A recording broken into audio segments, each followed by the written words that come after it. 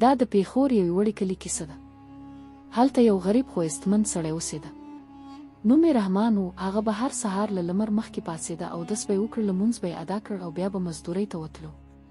رحمان یو زوی درلود، حامد ځوان و، خوبونه یې لوی و، خو صبر یې کم و. رحمان به تل ورته ویل: زویه تعلیم وکړه، لمونځ مه پرېږده، بدو ملګرو نه ځان وساته. خو حامد به مسکی شو، ویل به یې: پلاره دا زاړه خبرې پرېږده. اوس وخت بدل شوی دی. ورو ورو د پلار او زوی ترمنځ فاصله زیاته شوه. حامد به تر ناوخته له ملګرو سره ګرځېده. کله به یې کور ته ناوخته راته، کله به یې دروغ ویل. مور به یې پټه ژړل. رحمان به یوازې چوپ. یوه ورځ چې رحمان له مزدورۍ راغی، لاسونه یې زخمي و. خو حامد یوازې یوه خبره وکړه: پلاره موبایل مې زاړه شوی، نوی راته واخله. رحمان مسکی شو: انشاءالله زویه. هغه شپه رحمان تر ناوخته فکر کاوه چې څنګه پیسې برابرې کړي. رحمان اضافي مزدوري پیل کړه. سهار به وختي وتلو، شپه به ناوخته راتلو. لاسونه یې نور هم سخت شول. خو زوی ته یې هېڅ ونه ویل.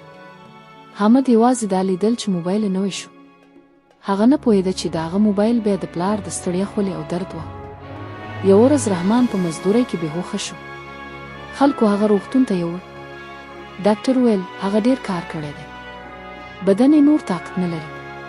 کله چې حامد روغتون ته ورسېد، پلار یې د سپین رنګ په بستر پروت و. د هغه قوي وجود کمزوری شوی و، سترګې یې نیمې تړلې وې. رحمان ور وویل: زویه، خپل ځان جوړ کړه، زه به تل در سره نه یم.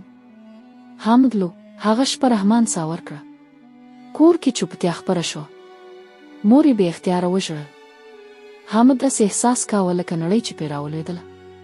هغه د پلار زړې سپلی ولیدې، د هغه مزدورۍ کالي ولیدل، او لومړی ځل یې زړه درد وکړ.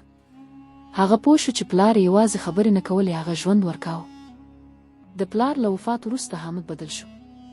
هغه لمونځ پیل کړ، بد ملګري پرېښودل، کار یې پیل کړ تر څو د مور ملاتړ وکړي.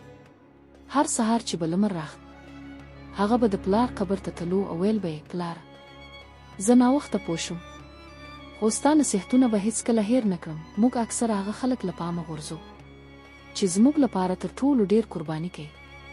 پلار یوازې سړی نه وي، هغه سیوری وي. که ستا پلار ژوندی دی، نن